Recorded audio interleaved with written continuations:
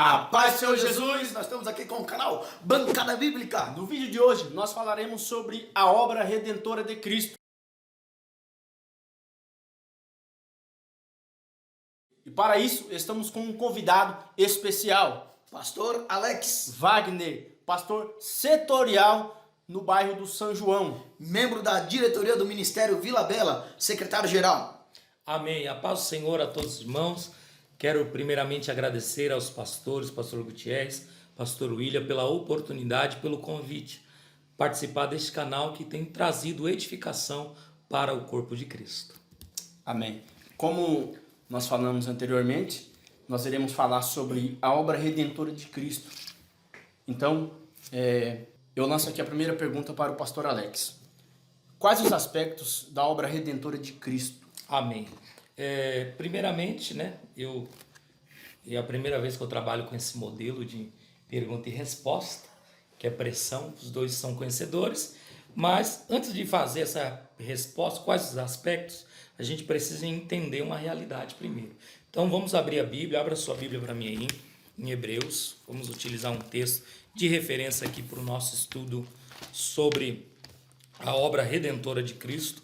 Hebreus capítulo 9, abre aí você também, pega a Bíblia e vamos compartilhar. Hebreus capítulo 9, os versículos, é o versículo 11, versículo 14, amém? Hebreus capítulo 9, versículo 11 e 14. Nós vamos trabalhar o assunto, qual é o assunto? A obra redentora de Cristo. Olha esse texto. Mas, vindo Cristo, o sumo sacerdote dos bens futuros, por um maior e mais perfeito tabernáculo, não feito por mão, isto é, não desta criação, nem por sangue de bodes e bezerros, mas por seu próprio sangue, entrou uma vez no santuário, havendo efetuado uma eterna redenção.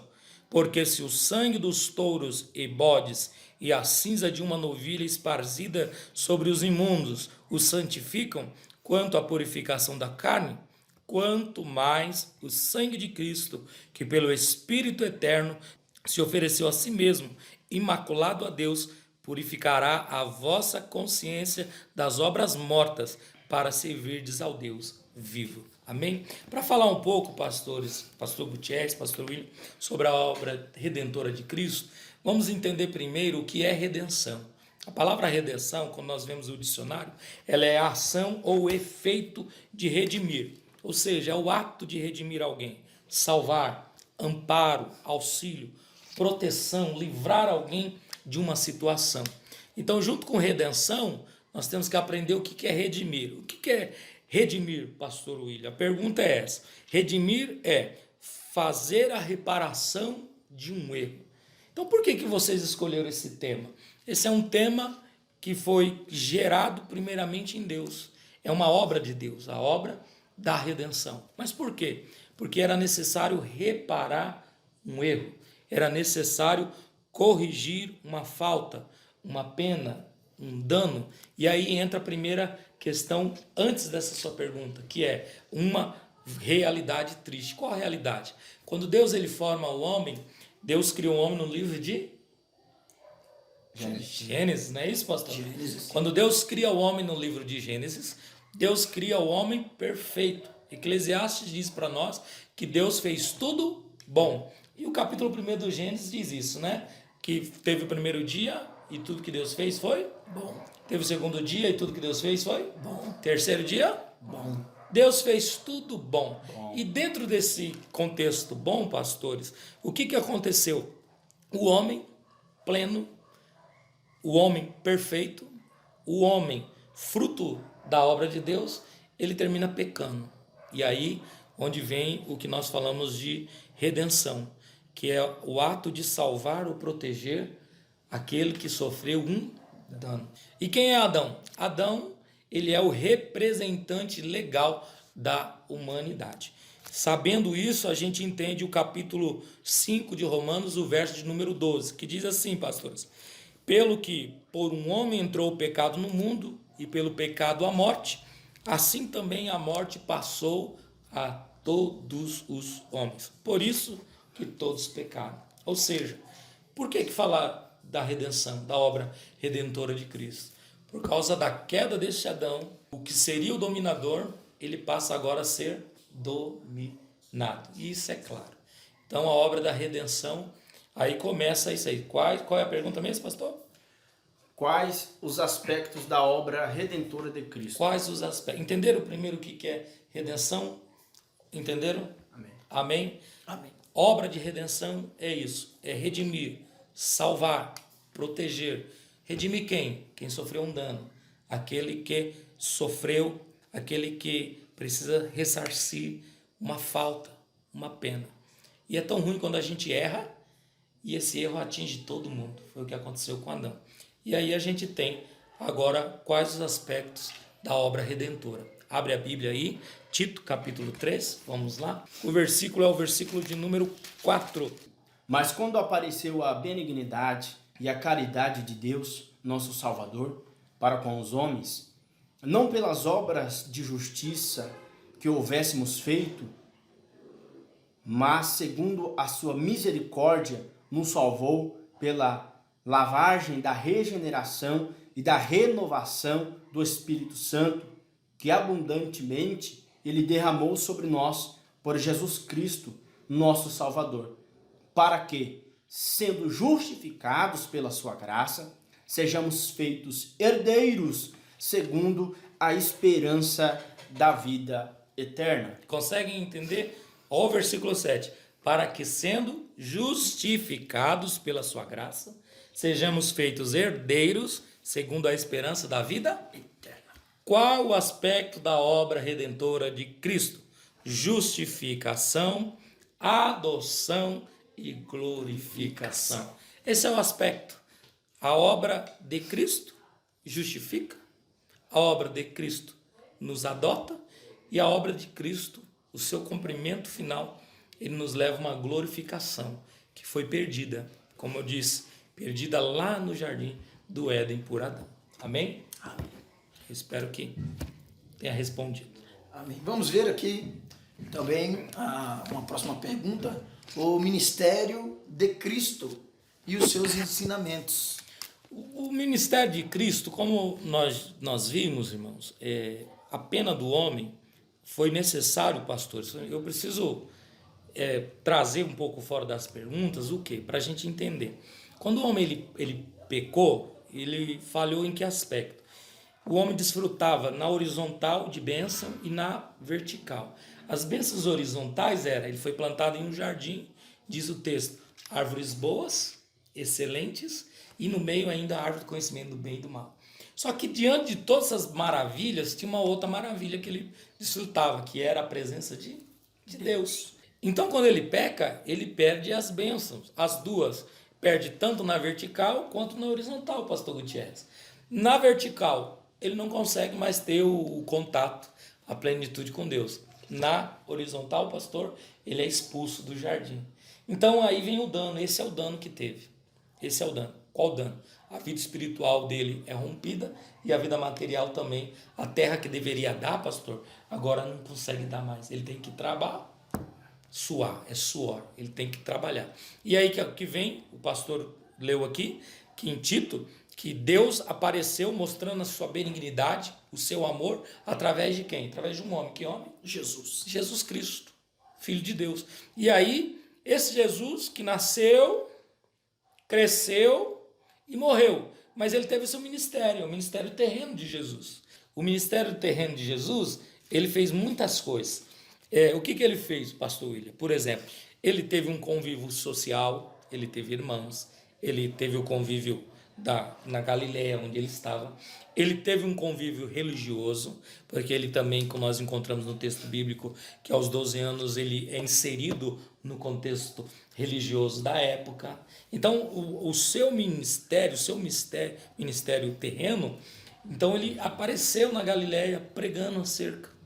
A Bíblia diz que tinha um personagem muito marcante na época, que é um João Batista. E João Batista ele pregava arrependei-vos, raça de víbora.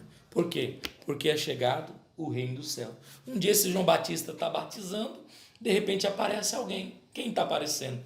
Jesus. E aí João Batista tem uma experiência espiritual, pastor. Ele ouve, eis aí, ele fala, eis aí o Cordeiro De Deus. que tira o pecado do mundo. E isso, Cordeiro, o que tem a ver isso com obra redentora? O que tem a ver isso com o contexto que nós estamos falando? No livro de Levíticos, que é um livro de leis, nós vamos encontrar Deus estabelecendo em Levíticos as leis referentes à penitência, referente a quem pecava, a quem cometia um delito, a quem, por exemplo, tinha leis que se o meu boi morresse no teu terreno, tinha custo disso. Eu teria que pagar alguma coisa por isso.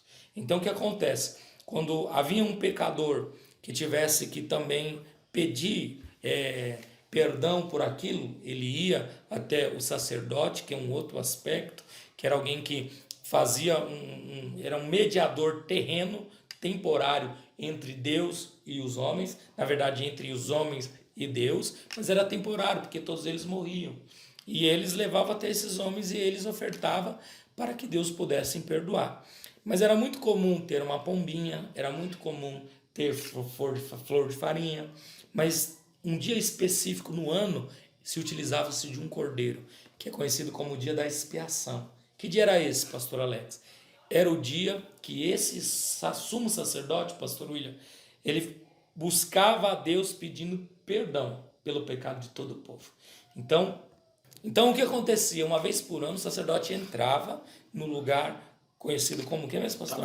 Tabernáculo. Tabernáculo tinha quantas divisões, pastor William? 3 divisões. E as divisões quais eram? Pátio, lugar santo e o Santíssimo. Pátio, lugar santo, Santíssimo. Mas já prestaram atenção, pastor, que quando Deus manda Moisés fazer isso, ele não manda dizer, faz o pátio, faz o lugar santo e o lugar santíssimo. Deus manda Moisés, faz o lugar santíssimo, faz o lugar santo e faz depois o Pátio. Ou seja, de dentro Para fora. Isso mostra o quê? Que todo o caminho para chegar a Deus o homem não conseguiria fazer. Deus precisou criar um caminho do lugar santo dos santos até o homem que fica do lado de fora. E aí uma vez por ano o sacerdote entrava. Ele pegava um cordeiro, ele colocava a mão sobre o cordeiro, orava, e essa primeira oração, ele orava primeiro por ele, pela casa dele, que era a casa de Arão, levita. Então ele orava pedindo para que Deus perdoasse a vida dele.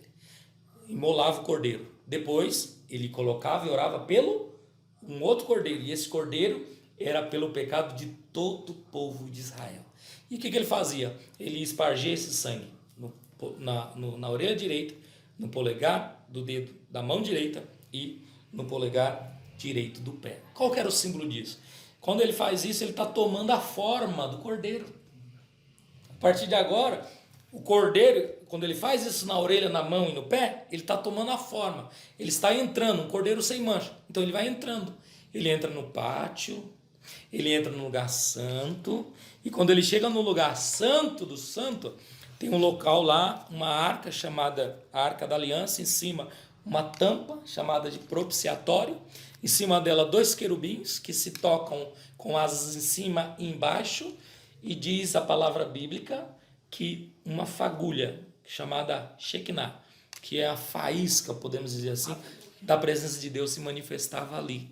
E o que ele fazia, pastor William? Ele pegava aquele sangue nas 4 bordas daquele propiciatório e ele espargia sangue.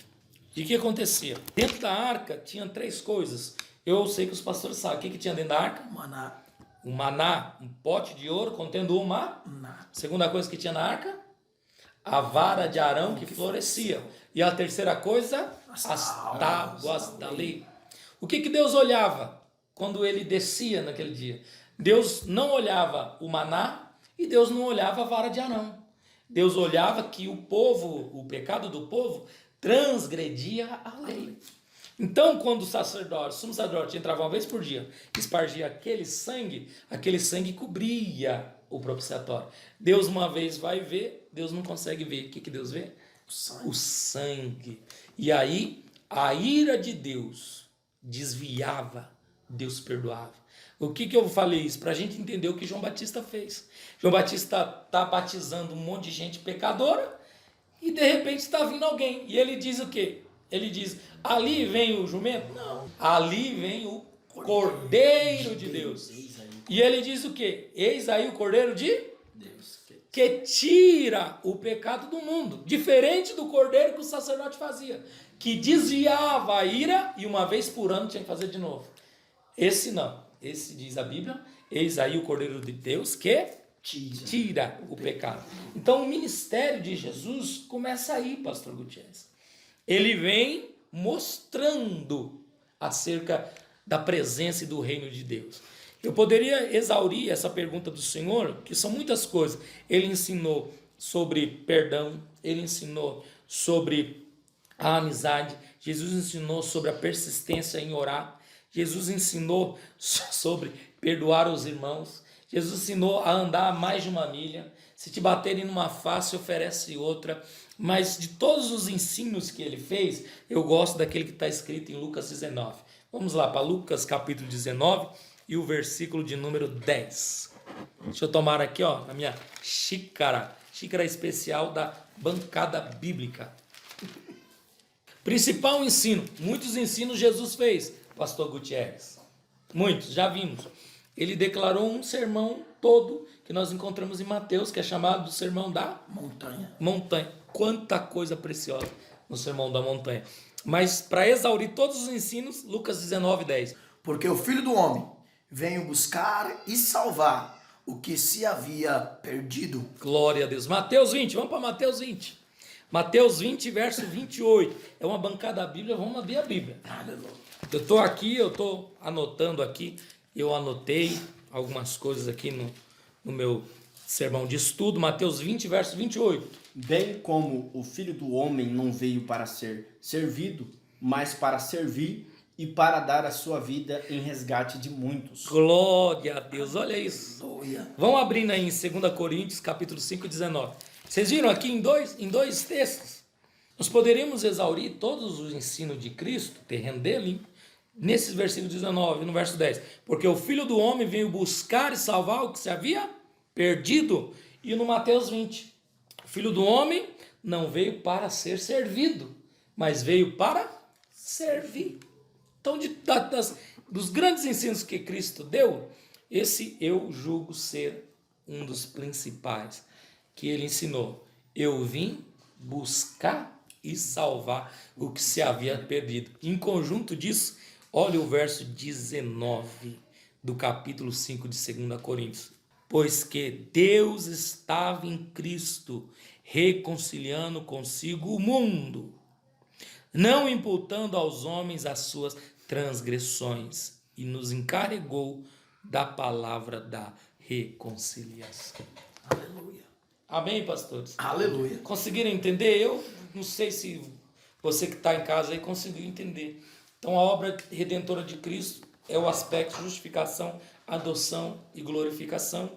E quais os ensinos? Qual foi o pastor Gutierrez que fez? Qual o ministério de Jesus e seus ensinos? Enquanto esteve na terra, ele veio trazer um grande ensino. Eu vim buscar e salvar o que se havia perdido. Não vim para que ninguém me servisse, mas vim para servir. E vim para reconciliar aquilo que estava perdido. Amém, pastores? Amém. Pastor Alex, diante do ministério de Cristo terreno, ele teve uma passagem extraordinária. E eu queria fazer uma pergunta dentro da pergunta do pastor Gutierrez. Pergunta essa que... Qual é a influência de Cristo dentro do ministério dele? Qual foi a influência de Cristo? Entendi. Isso quer dizer assim, quem que ele influenciou? Exatamente. Muito bem. Jesus, irmãos, ele era comum, homem como nós, mesmas paixões, carne como nós, mesma coisa. E Jesus, essa natureza dele, ele teve uma dificuldade, pastor Luiz, de ter uma influência dentro de casa. Os textos bíblicos dizem que o seu irmão, ele era mais velho, mas o seu irmão, Tiago vem se converter verdadeiramente quando ele ressuscita. Fora isso, os seus irmãos, seus irmãos, eles não viam a chamada de Jesus. Uma certa feita teve uma festa em Jerusalém e eles falaram assim para ele: aproveita aí, ó, aproveita e mostra para todo mundo o que você faz, aproveita aí e mostra os seus sinais. Ele falou: não é chegada a minha essa fala deles mostra a insensibilidade. E é por isso que nós vamos entender que profeta é vaso, é profeta, né? Profeta não tem honra dentro de casa. Profeta não tem ordem da sua casa. Dentro de sua casa. Então a influência dentro de casa foi difícil. Sua mãe, claro, sempre creu.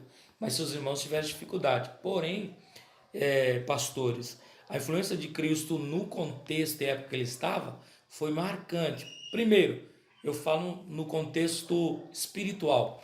João capítulo 3 diz que alguém foi ter com Jesus à noite. Quem foi esse homem?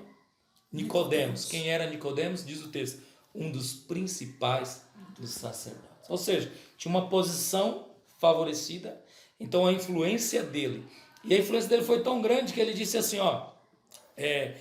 Rabi, bem sei que tu, João 3, capítulo 1, 2, 3. Rabi, eu bem sei que tu és mestre, vindo de Deus, porque ninguém faz o que tu fazes. Nicodemos disse isso, pastores, primeiro, ele frequentou a mesma escola que Jesus frequentou, só que ele não conseguia fazer as coisas que Jesus fazia. Então nós vemos primeiro uma influência de Jesus no contexto religioso, ou seja, pessoas de posição dentro do cenário judaico foram até Jesus. Jesus teve um contexto, também uma influência no contexto dentro do próprio Império Romano. Diz a Bíblia que algumas mulheres, esposas de procuradores que estavam ali na situação de chefe, representante de Roma, elas se renderam a Jesus e serviam a Jesus com seus bens. Ou seja, nós vamos ver Jesus desse contexto. Nós vamos ver a influência de Jesus quando um homem vai pedir autorização para quê? Para que pudesse pegar o corpo de Jesus. Quem era esse homem? José de Arimateia. E quem era José de Arimateia? Não era qualquer um, também tinha uma posição, podemos dizer, política do contexto, ou seja, de alta posição. Nós vamos ver pessoas pescadores, Pedro é um. Nós vamos ver pessoas que são doutoradas, pode dizer assim, pastor? São doutoradas. Nós vamos ver o próprio Levi, Mateus, ele era o quê? Ele era coletor de impostos. Ou seja, a influência de Jesus, por onde ele passou, foi grande. Diz a palavra de Deus no Evangelho, descrito tanto pelo Evangelho Mateus, Marcos, Lucas e João, que toda vez que Jesus chegava, e diz assim, e souberam que ele estava em casa. Rapidamente, a multidão se enchia. Então, a primeira coisa é isso. No contexto social da época, Jesus influenciou toda aquela sociedade. No contexto religioso, Jesus influenciou, embora alguns... Ele influenciou até num aspecto de gerar neles que não creram preocupação. Porque eles também se preocuparam com esse Jesus que estava ali. Mas Jesus também influenciou um aspecto histórico. Por exemplo, você vai estudar hoje nas primeiras anos a primeira série, né? Eu acho que é até a sexta série, né? Ou é até a quarta? Primeira, segunda, terceira. A primeira série, ensino básico. Quando você vai aprender acerca do tempo, você vai encontrar lá AC, antes de Cristo, e DC, depois de Cristo. Então a influência dele, pastor William, ela é patente. Jesus, ele mudou a história. Ele não mudou somente a história de quem viu ele. E aí tem uma observação, um parênteses que eu queria abrir aqui. Às vezes nós dizemos assim, nossa, como eu queria ter vivido no tempo dos apóstolos e ver o Jesus que eles viram. Mas, eu vou dizer uma coisa, não entendam isso como heresia. Aquele Jesus do tempo dos apóstolos, ele estava limitado no tempo, porque ele não estava em todos os lugares, não é verdade? Mas depois da sua ressurreição, aleluia, ele não tinha limites nenhum, o seu corpo totalmente glorificado. Então, maravilha, nós somos bem-aventurados por ter conhecido esse Cristo. Que ele está aqui conosco, está aí contigo na tua casa, e se você invocar ele agora, ele estará junto contigo. Aleluia. Amém, pastor William? Eu acredito que está satisfeito com a resposta? A influência de Jesus. E nesse aspecto de Cristo, nós queremos saber desde quando Jesus existe. Eu queria falar desde quando Jesus existe. Desde quando? A existência. Eu queria até falar com vocês, pode perguntar, se vocês discordar, vocês podem discordar. Pastor, não concordo com o que vocês estão fazendo, não. pode discordar, porque aqui é uma, como que é? Bancada bíblica. bíblica, né? Uma outra coisa que eu entendo antes de responder a pergunta do pastor é que o mais profundo que possamos chegar na teologia, ela vai nos levar, na verdade, a uma vida mais humilde e mais piedosa diante de Deus. Ou seja, o conteúdo teológico bíblico, ele nos mostra quão grande e simples é o Evangelho de Deus. Amém? Fechando parênteses, qual foi sua pergunta, pastor?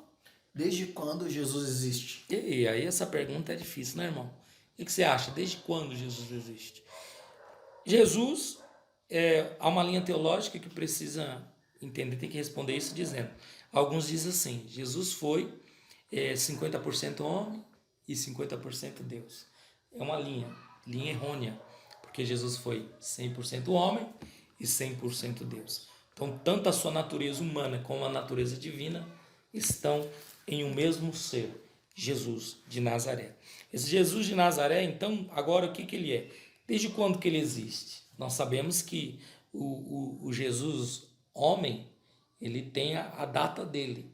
Embora alguns coloquem que ele nasceu em dezembro, nós sabemos que está fora. Essa data aí não tem nada a ver, num contexto teológico, não existe. 25 de dezembro, espero que você não fique chocado com isso, mas é uma verdade bíblica. 25 de dezembro não é a data de nascimento de Jesus. E longe de mim tentar datar o dia que Jesus nasceu. Mas o Jesus, o Cristo ungido, o Messias, que não se tornou, mas que ele é eterno, ele é autoexistente, ele existe para todos sempre. Quer ver uma coisa? Abre você, os pastores já sabem, mas se abrir em Apocalipse, capítulo 1, ele vai dizer, eu sou O Alfa. e o Ômega. O que é isso? Duas palavras gregas. Eu sou o alfa, o início, e eu sou Ômega. o fim. Fim de todas as coisas. E essa característica, pastores, autoexistente, ou seja, sem início e sem fim, ela é exclusiva da Trindade. Ninguém mais tem isso. Ninguém mais. Quer ver, por exemplo? Eu tenho início. O meu início foi dia 14 de julho. É a data do meu aniversário. Já fica uma dica para vocês. 14 de julho. Pastor Gutierrez tem início. O meu é 12 de março. E o meu é 15 de abril. Ou seja, já passaram a data. O meu ainda está por vir, mas dele já passou. Mas se você quiser, pode mandar aí um presente. E um presente que eu sei que eles vão gostar, dá um like nesse vídeo, coloca o sininho, se inscreve, faça parte, será bênção para a sua vida. Voltando aqui, pastor, Cristo não tem isso. Por quê? Porque ele é autoexistente. Isso é um atributo único e exclusivamente de Deus, a Trindade. Deus não tem dia. Deus é autoexistente. O que quer dizer isso, pastor William? Ele existe em si mesmo. É por isso que ele diz, através do profeta, dizendo, fora de mim não há outro. Amém? Então ele é autoexistente eternamente. Amém? Essa é a pergunta. Está satisfeito? Amém. Maravilha. Pastor Alex, nós sabemos que a obra redentora de Cristo, ela trouxe alguns benefícios.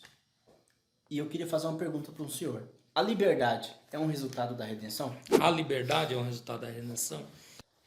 Vamos para o texto, vamos usar a Bíblia para responder isso. João capítulo 8, verso 32. Abre aí, João capítulo 8, verso 32 da palavra. Quero que vocês leiam aí. João 8, 32. Um vai ler o 32, o outro vai ler o 36. E conhecereis a verdade, e a verdade vos libertará. Se, pois, o Filho do Homem vos libertar, verdadeiramente sereis livres. E conhecereis a verdade, e a verdade vos libertará. João 8, 32. E o 36 diz, se, pois, o Filho vos libertar, verdadeiramente sereis. Então, eles estão em conjunto, esses dois textos.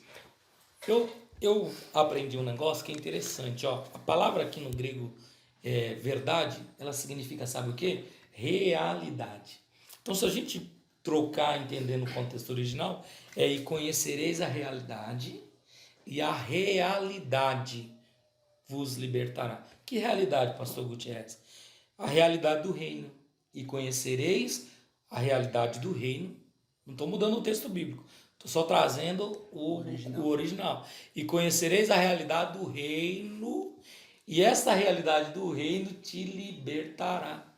E se pois este filho, que filho? Esse que nasceu.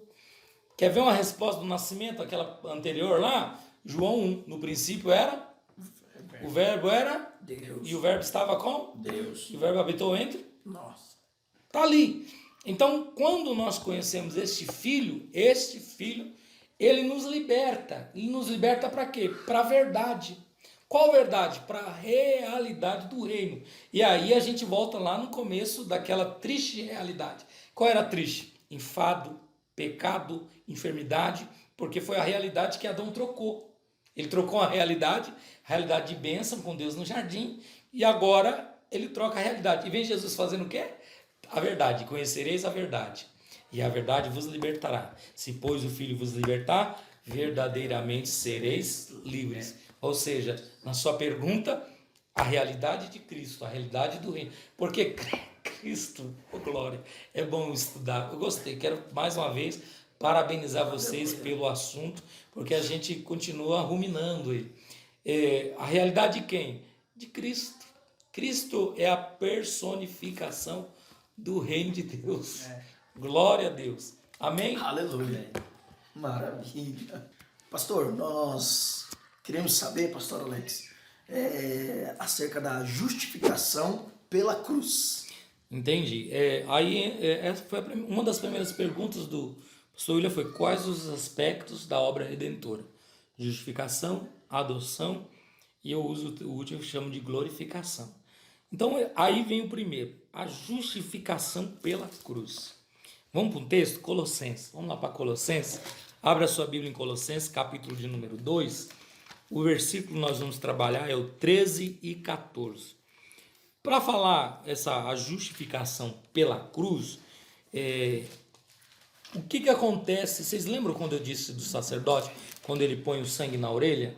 E eu disse o quê? Que o sacerdote, na orelha, no polegar direito, no dedão, ele ali estava tomando a posição do cordeiro. Cordeiro que estava lá sem mancha, sem mácula, sem defeito. Então, o que acontece? Ele, quando ia espargir esse sangue, ele colocava aquele cordeiro no altar do holocausto. Ali era consumido todo o corpo dele e tal, mas o sangue ele já tinha tirado. Aquele altar é um tipo. Por quê? Porque ali, aquele homem que era impuro, ali naquela posição, ele tomava a posição de alguém. E aí, pastores, você sabe por que às vezes no nosso culto não tem mover de Deus? Por quê? Porque ele, quando fazia aquilo, ele tomava a posição de um cordeiro morto. Então ele entrava praticamente morto. E sabe por que às vezes a gente não sente nada no culto? Porque a gente entra muito vivo no culto.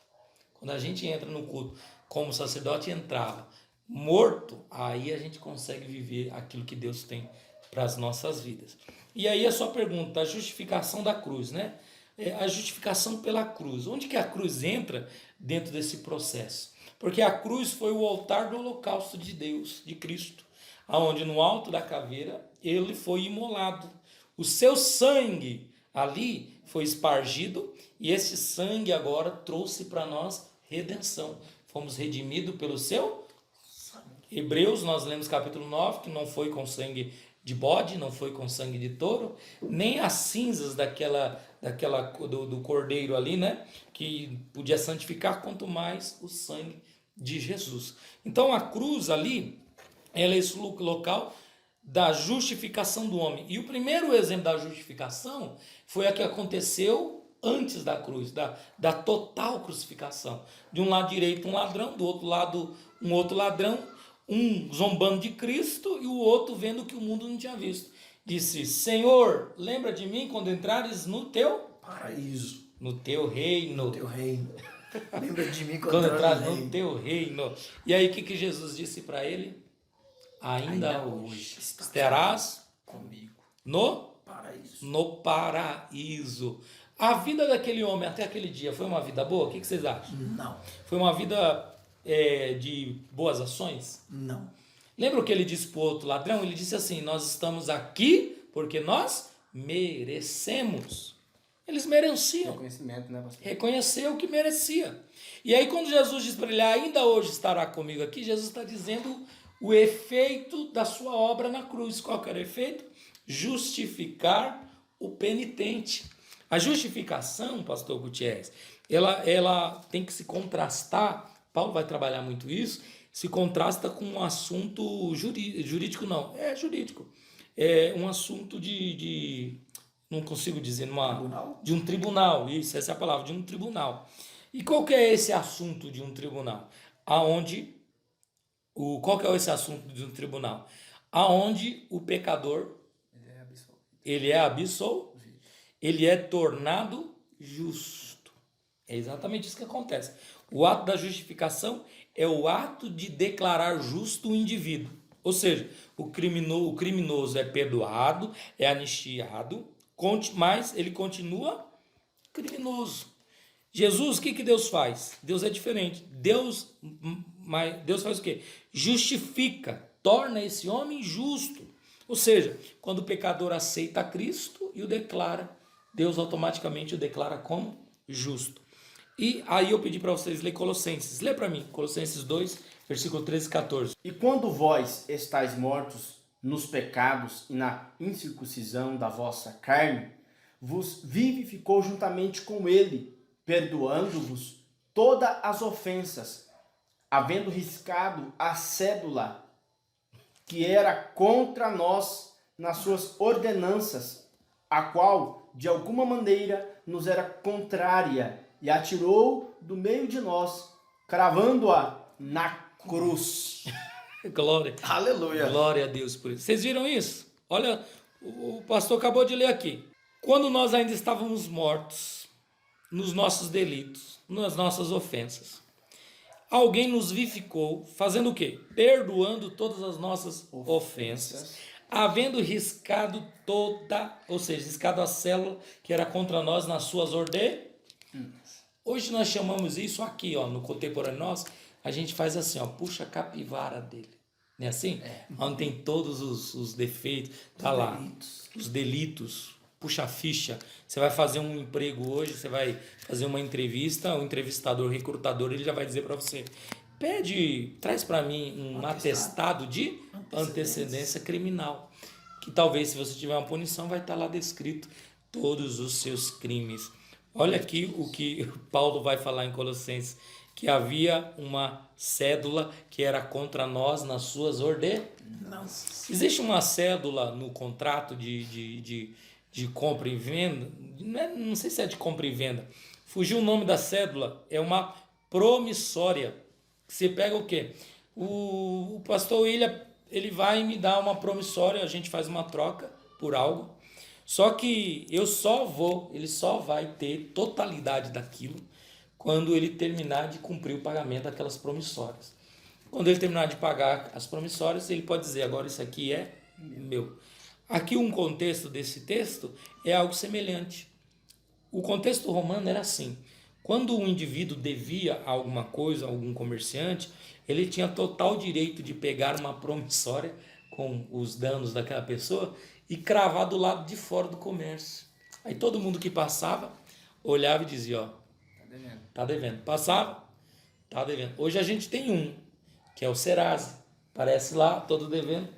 E o que Paulo está dizendo aqui? Que na cruz, Cristo tomou essa cédula que era contra nós, nas suas ordenanças, e ele cravou na cruz. E o que ele faz? Ele, a partir de agora, paga. Está pago. Está consumado. Quer ver para você entender? Ó? A lei, ela vai dizer para nós, paga tudo. A graça, ela diz, tudo está pago. Olha que contraste. A lei representa uma obra a fazer. A graça, pastor, representa uma obra já consumada, feita. Glória a Deus por isso. A lei condena. A graça justifica. Sobre a lei, a pessoa é servo assalariado, porque o salário do pecado é a morte. Mas na graça, ele é filho que goza de herança ilimitada. Glória a Deus por isso. Você pode adorar a Deus por isso? Maravilha. Aleluia. Você conseguiu? Aleluia. Eu vou recapitular só para você entender. A lei condena, a graça justifica. A lei faz a pessoa ser servo assalariado. Porque o salário do pecado é a morte. E a graça? A graça nos torna filho e herdeiros de uma herança conquistada por Cristo na cruz. Então, pastor Gutierrez, a crucificação, a justificação pela cruz, não é o objeto, porque senão a gente vai para outras religiões. Exatamente. Né? Que tem outras religiões que se utilizam de o sinal da cruz. sinais de cruz, mas não é que a cruz não seja para nós um símbolo, porque ela remonta, mas é quem estava naquela cruz. Naquele dia tinha 2 ladrões, mas tinha alguém diferente. Quem estava ali era o Filho de Deus, aquele que tira o pecado do mundo. E a justificação, quando ela vem sobre nós, ela faz exatamente isso. É o ato em que Deus declara justo alguém. E Deus, ele faz com que essa pessoa agora, ele não é vista da mesma maneira. A nossa justiça, ela é diferente. Porque embora o presidente ou o juiz dê para ele, pastores, dá a ele a liberdade, a justiça não consegue recluir ele de novo. Dá uma inclusão, porque ele sempre vai ter aquilo. Se for parado pela polícia, ele já pergunta, foi fichado no quê? Se for lá no emprego, está lá escrito na lista. Já com Deus, não. A justiça de Deus é diferente. Ele nos torna justo. Ele apaga os nossos pecados. Glória a Deus. E já não tem mais nada nesse aspecto sobre nós. Amém? Amém. Não sei se ajudou na sua resposta. Maravilha. Pastor Alex, Romanos capítulo 3, no seu versículo 26, diz assim: para a demonstração da sua justiça nesse tempo presente, para que ele seja justo e justificador daquele que tem fé em Jesus. Quando é que Cristo, diante desse assunto que nós estamos comentando aqui, da bancada, quando é que Cristo se torna justo e justificador da nossa alma? Entendi. Quando é que ele se torna justo? Então, assim, quando que Cristo se torna justo? Primeiro, quando ele sobe na cruz, ele exaure, ele cumpre toda a justiça de Deus. Primeiro que ele não subiu na cruz por causa do homem, não subiu na cruz por causa do diabo, não. Nem a morte. Ele subiu na cruz para cumprir a justiça de Deus. Então, quando ele cumpre a justiça de Deus, pastor William, ele passa agora a ser um mediador. Mediador de qual? De um caminho que foi perdido. Vocês lembram que quando Adão saiu, Deus o tira do caminho do jardim, de dentro do jardim, e ele diz assim, vamos ocultar o caminho da árvore da vida, porque senão ele pode achar e ser como um de nós. Então Deus ocultou o caminho, colocou uma espada flamejante, ele não encontrou mais esse caminho. Então Deus ocultou o caminho para ele. No caminho do tabernáculo tinha um caminho também para o homem chegar a Deus. Mais uma vez, começou de dentro para fora, mostrando que nós não podemos e jamais vamos conseguir, por obra meritória nossa, encontrar ou fazer um caminho que chegue até a Deus. Foi aí onde aquele povo lá do capítulo 11 de Gênesis foi repreendido por Deus, porque eles estão fazendo uma torre, dizendo assim, vamos chegar até o céu. Mas o que eles queriam não era chegar até Deus, queriam fugir da ira de Deus. Então o homem não cria esse caminho. E aí quem vem Jesus? Aí ele vai dizer, eu sou a verdade, eu sou o caminho, eu sou o caminho, a verdade e a vida. Então ele é o caminho que vai nos levar para Deus. Quando ele cumpre esse caminho e a partir de agora ele é um novo mediador de um vivo e novo caminho, escrito aos Hebreus, e ele até o escritor aos Hebreus vai dizer assim, que agora nós podemos entrar com ousadia, ele passa a ser agora o precursor desse caminho, o primeiro. Então, quando eu o aceito como Senhor e Salvador da minha vida, antes disso, eu sou um miserável. Eu não lembro quem escreveu essa frase, mas ele dizia assim, antes de conhecer a palavra, eu era pecador. Depois de conhecer a palavra, eu vi que eu era um miserável pecador. Então, a gente era um miserável pecador. Quando aceitamos a Jesus como Senhor e Salvador da nossa vida, a partir de agora, ele nos tornou justo. Por quê? Porque a justiça que Deus olha não é a minha e a sua. Deus continua olhando a justiça da cruz. A justiça que ele tomou sobre si o pecado de nós todos E agora sim, aquela justiça está imputada em todos nós que cremos. Uma vez que você crê, a partir de agora você... Mas uma vez que você deixar de crer, e aí já quebra, poderia fazer uma pergunta. Uma vez salvo, sempre salvo? Uma vez justificado, sempre justificado? Não. O réu que foi perdoado, ele pode voltar de novo a entrar para o sistema carcerário? Pode, se ele fizer o delito novamente. Como nós conhecemos alguns que já passou muitas vezes por uma penitenciária e hoje se encontra preso. Novamente. Porque não conseguiu abandonar aquela vida. Agora, a diferença dessa justiça de Deus, que ela é o quê? Ela é eterna. E se eu entrar nela pela fé e permanecer nela pela fé, as obras de Cristo, não as minhas, não as nossas, mas a obra de Cristo, que trouxe justificação. Por isso, se eu não me engano, em Romanos capítulo 5 diz assim, ó, por um homem entrou o pecado no mundo, mas também vai dizer que por Cristo entrou a vida, justiça. Amém? O senhor entendeu aí? Amém, entendi. Pastor, então diante de tudo isso que nós escutamos aqui, o senhor pode resumir qual é a missão de Cristo? A missão de Cristo? Qual foi a missão de Cristo na cruz e ainda é? Ó, qual a missão de Cristo? Eu queria que os irmãos gravem isso, a questão da missão de Cristo. É uma só, Lucas 19:10. Eu acho que a gente até já falou aqui. O Filho do Homem veio buscar e salvar o que se havia perdido. A principal missão de Cristo não é dar chave, não é dar casa, não é te curar de males, não. Tudo isso é uma consequência. Mas antes de tudo, ele quer salvar a sua vida. Ele quer trazer de novo a nossa vida a uma plenitude que foi perdida lá atrás. Restaurar uma bênção espiritual. Acho que se eu não me engano, no domingo, na segunda aula da Escola Bíblica Dominical, nós falamos das bênçãos espirituais em Cristo. E ele veio que restaurar essas bênçãos espirituais. Qual é a missão de Cristo então, pastor? Eu não consigo nem, como é que você falou assim, tem como resumir? É uma obra tão grande que não cabe nessa caneca. Resumir a obra de Cristo é tentar colocar o oceano aqui dentro. Não dá, porque ela é imensurável. Ela é tão boa, porque quando Paulo vai falar do amor, desse amor, dessa obra, ele diz assim, ó, para que vocês possam conhecer qual seja a largura, a profundidade, o comprimento e a altura do amor de Deus. Quer dizer o que? É incalculável todas essas coisas. Então a salvação, para você entender um pouquinho, a salvação, ela é uma palavra que no grego significa soteria. É daí onde vem o estudo de soteriologia, que é o estudo sobre salvação. Soteria é livramento, soteria é chegar à meta final com segurança.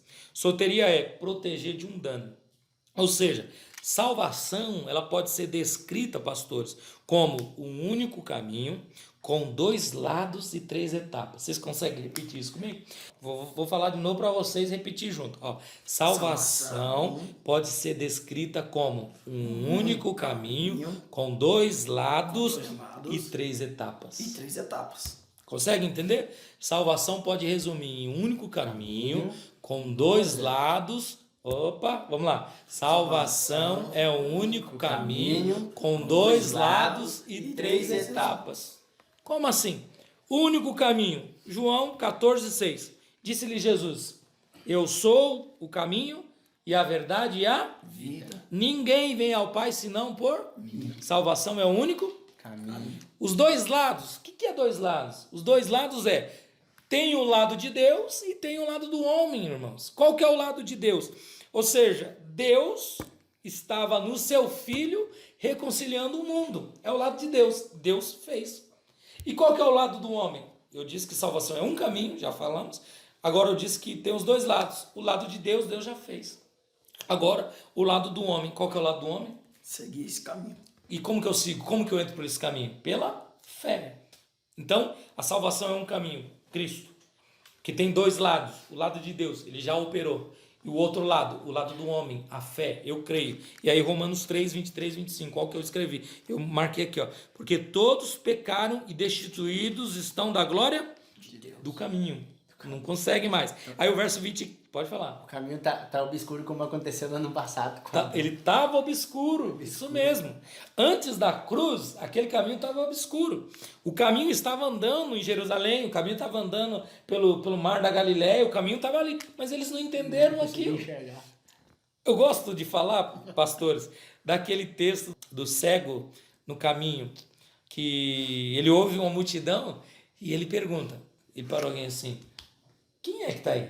E alguém diz para ele o quê? Jesus. Jesus de quê? Nazaré. Jesus de Nazaré. Mas Nazaré. quando ele vai gritar, ele não grita Jesus de Nazaré. Ele fala Jesus, filho de Davi. Ou seja, os que tinham olhos não viram. Era para eles só o Jesus de Nazaré, filho de um carpinteiro, trabalhava na carpintaria, tinha família, mas o cego não, ele falou assim, não, esse não é qualquer um. Ele é filho de Davi. Ele está dizendo, é a promessa. Ele é o Messias prometido. Então, o caminho é ele. Amém? Os dois lados. O lado de Deus, já sabemos. E o lado do homem é fé. Sendo, verso 24 de Romanos 3, sendo justificados gratuitamente pela sua graça, pela redenção que há em Cristo, a qual Deus propôs para propiciação pela nossa fé, no seu sangue, para demonstrar a sua justiça pela remissão dos pecados dantes cometidos sob a paciência de Deus. O que ele está dizendo aqui? Que antes estávamos todos fora. Agora o caminho já foi posto. E o que eu tenho que fazer agora? Eu tenho que ter fé. Então salvação é um caminho com dois lados e três etapas. Que etapas são essas? As etapas eu digo que são passado, presente e futuro. Passado, a etapa passada da salvação, todos nós passamos. Nós já passamos na passada e na presente. A passada ela diz, inclui a experiência pessoal. Nós ouvimos sobre o caminho. Na hora dos dois lados, nós decidimos o nosso lado, que foi no dia que aceitamos a Cristo como nosso Senhor, nos rendemos. Então a etapa passada é essa. A etapa passada é a etapa da fé, de onde nós saímos de uma morte espiritual para uma vida totalmente espiritual. A morte que Adão não consegue sentir, e agora a gente começa a sentir de novo as coisas espirituais, sentir a presença de Deus. A etapa presente é a etapa que agora nós estamos vivendo, da salvação, que é a etapa que Deus nos livra do quê? Dos hábitos, do domínio do pecado, do domínio da morte. Ou seja, essa é a etapa presente. Mas vocês poderiam dizer assim, o que é o domínio do pecado? Quem fuma, não fuma mais. Quem nunca viu isso? Nossa, aquele rapaz está diferente, o que aconteceu? Não é verdade? Bebia, não bebia mais. Eu vi o vídeo de vocês sobre o Espírito Santo e eu vi que vocês contaram a experiência que vocês tiveram com o Espírito Santo. E nessa experiência que vocês tiveram com o Espírito Santo, foi uma experiência que mudou a vida de vocês. Ou seja, é a salvação na etapa presente para vocês. Vocês já não fazem a mesma coisa. Você já tem privilégio, você ora, sente Deus. Você louva, sente Deus. Uma outra coisa, nós já não estamos vivos para o pecado, estamos mortos para o pecado e muitas outras. E a etapa futura? A etapa futura é quando Deus nos livrará da ira vindoura que vai vir sobre o mundo. Só que tudo isso aqui, irmãos, é só para a gente entender. Mas isso já está garantido. Já está garantido. Se nós morrermos hoje, aqueles que morrem em Cristo, eles dormirão. Ah, pastor, mas ele morreu. Mas a morte não tem domínio. Haverá um dia que a morte vai dar conta disso aqui. É o dia do grande dia do Senhor, do arrebatamento da igreja. Amém? Então, essa sua pergunta aí, que foi acerca do qual é a missão de Jesus, é isso. Ele veio salvar. Amém? Amém, pastor. Deus abençoe. Aleluia. Diante de tudo isso que nós vemos, coisa que nós precisamos entender acerca do Evangelho é que o Deus eterno e maravilhoso nos fez muitas promessas. E eu faço uma pergunta aqui ao pastor Alex. Pastor, Jesus é o cumprimento de todas as promessas de Deus para com a humanidade? Sim ou não? Ah, sim. Explique. Sim, sim. Jesus é o cumprimento de todas as promessas. Por que eu digo que sim? Porque o texto bíblico diz assim, ó, porque dele, por ele e para ele são todas as coisas.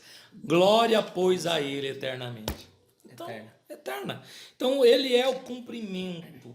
Em Cristo emerge todas as promessas de Deus. Em Cristo, ele cumpre todas as promessas que Deus tem para a humanidade. Quer ver um exemplo? O homem, quando ele pecou lá, ele tomou folhas de figueira para si. Deus falou, não, o homem não consegue se justificar diante de mim. Sua obra é temporânea. Deus vai e pega um cordeiro. E aquele cordeiro ali, então, é um tipo, é uma outra linha da teologia. Tipo, é algo do passado que aponta para algo no futuro. Olha uma outra coisa, capítulo 6 de Gênesis. Toda a humanidade é má, o coração do povo é mau. Deus manda um homem. Que homem era? Noé. E aí faz uma arca e coloca dentro você, sua esposa, seus filhos e nora. Quem é ali Noé? Representante legal. E o que Deus está fazendo? Vocês vão ver por que Deus está fazendo isso, pastor. Deus está preservando a humanidade. Se Deus acaba com tudo.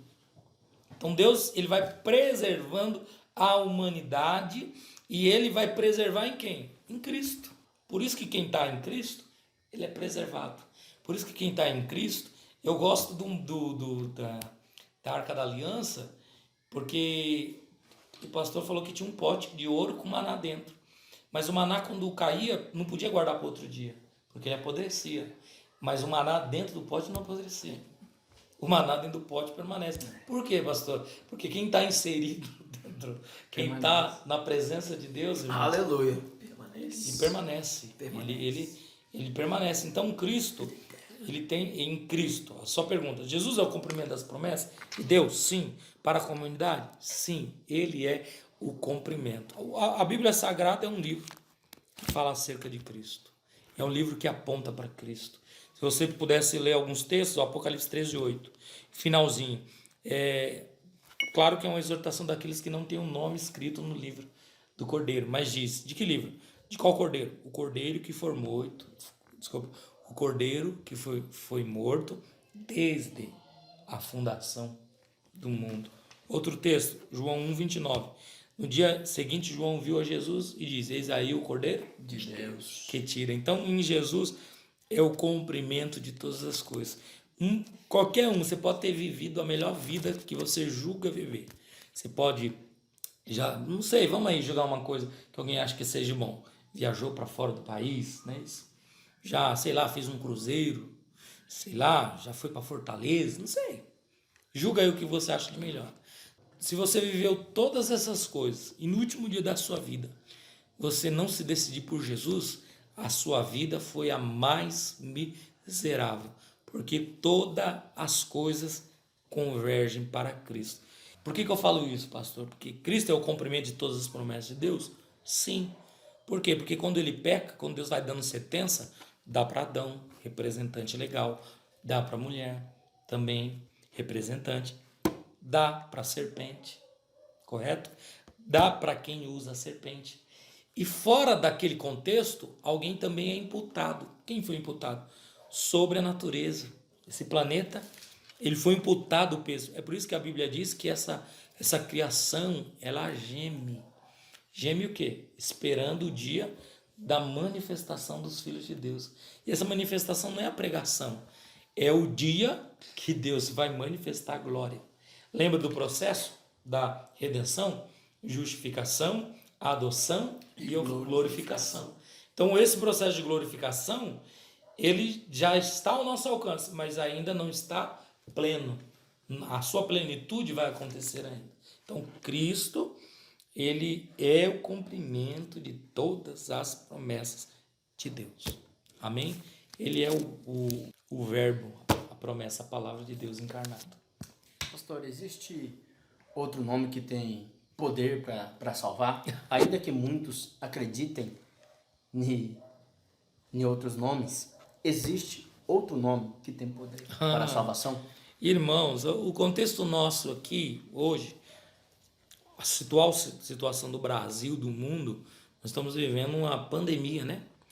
E aí a gente joga para vários nomes.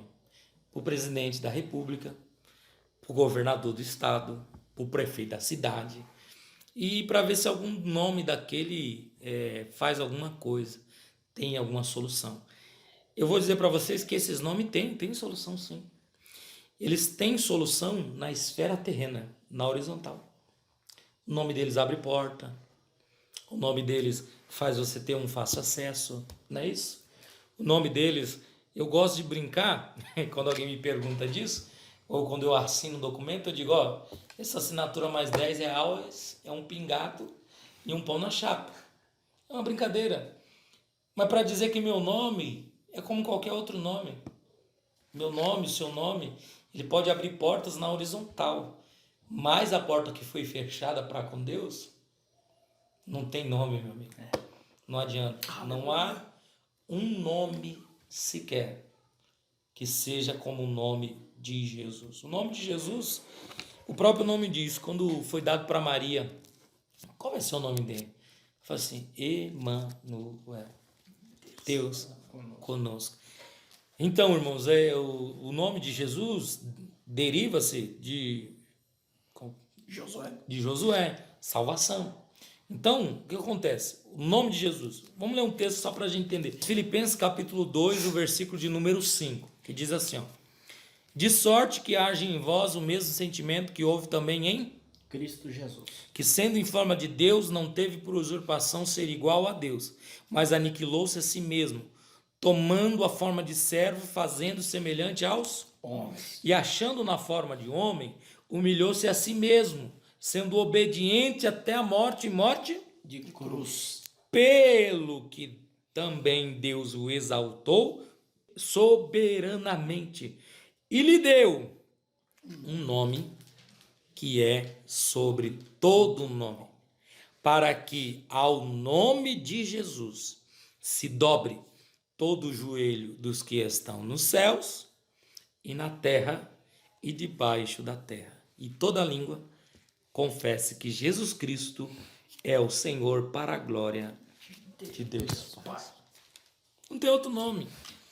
Não há na terra Aleluia. Maravilha. um nome Obrigado. como o nome de Jesus. E no céu e nem debaixo.